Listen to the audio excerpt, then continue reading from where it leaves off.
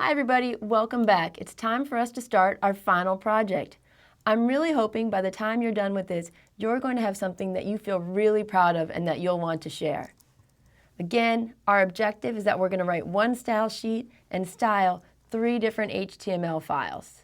Now, when you get started, I'm going to assume that you have the second peer-graded assignment done. You can feel free to alter that as much as you want, but I need to know that those changes are completed. All right, so let me show you our befores and our afters for where we're going with this final project. So let's look at what we've done so far in this course. We had our first HTML view, our next one where we made it really plain, our third one where we added in some different style, and finally on our fourth one, it might not look very different on this first page, but where I'm really going to have you focus is on the Teams page and on this table. You'll be able to see that I have really gone out and put a lot of styling into this table.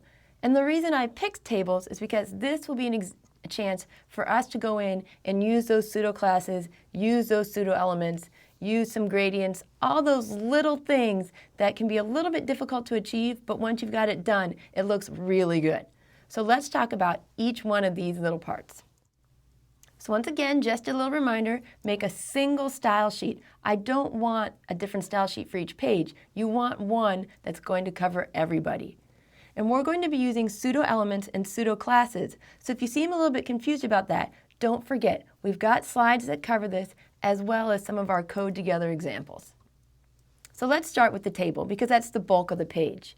At the very minimum, I want you to go ahead and style the font, the width, and the margin. Now when you style the font, there are a lot of different options you can look at. You can have different font families, you can change the size, the weight, and the line height. One of the reasons I recommend line height is that when you do that, it's much easier to center the text within the rows if you've made the line height the same as the text size. For your width, I don't want your table to take up the whole page. I want to take up somewhere probably between 75 and 90%. And one of the reasons I want you to do that is because I want you to center the table. I want you to play with that margin property and figure out how you can take up just the right amount of space and put it right where you want it. Next, we're going to look at the table heading. So the table heading looks a little bit different from the other rows, and it really has that important semantic meaning. So by using the table heading tags, we're going to be able to kind of double up on this idea that we're styling it differently and it means something different. So first, change the background color. Once you get that to work, I want you to try putting in a gradient background color. Now don't forget, in order to use gradient, you're going to need to put in some browser prefixes.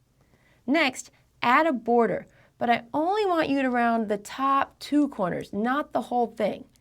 And then also, make the bottom border thicker.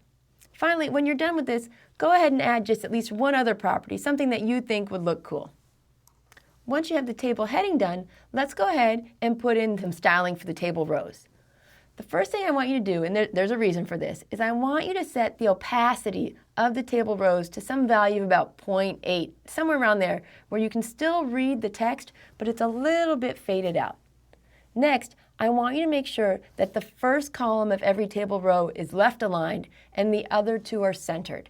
Now, you may do this styling within your table row elements, or you may be doing it within the table elements, those TDs. It really depends upon how you jump in and try to style this. Finally, I want you to go ahead and put in another pseudo class where when someone hovers over any of the rows, it's going to change from a kind of faded out to a darker color. And I'm going to show you an example of that before I go on. So if you notice in this table, the text is a little bit faded out from being solid black font color. So that's where the opacity comes in. Now, when I hover over each team name, you'll see that the font gets a little bit darker. I didn't change the font color here. I didn't change the font family or the type or anything like that. Instead, what I changed is the opacity to set it to 1. So now, when my hover goes off, it goes back to that original kind of faded out value.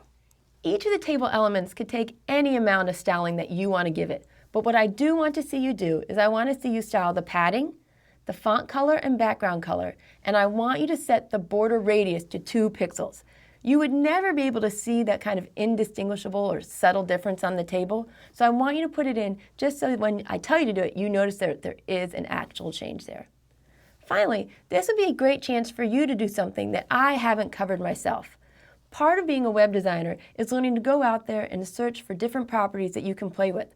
So I would encourage you to go out and look at text shadow. It's something I use in my example, so if you really want to try to replicate it, go ahead and try to use it yourself.